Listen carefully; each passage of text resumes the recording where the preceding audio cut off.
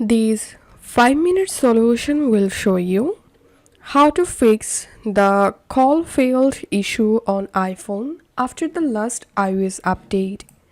So if you're having this issue, don't worry. Follow these easy steps to fix it. The first solution is give a simple restart. Sometime restarting your iPhone can fix this kind of issues. So restart your iPhone and then check the issue. The second solution is check your cellular data.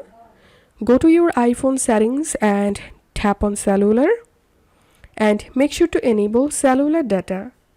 Then tap on cellular data network, tap on reset settings, reset. Once done, now check the issue. The third solution is eject your SIM card.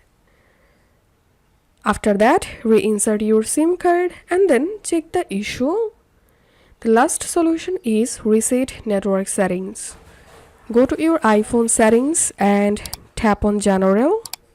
Scroll down and tap on Transfer or Reset iPhone.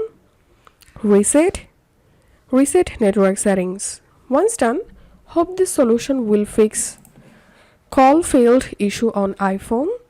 If you find this video helpful, don't forget to subscribe 5-minute solution.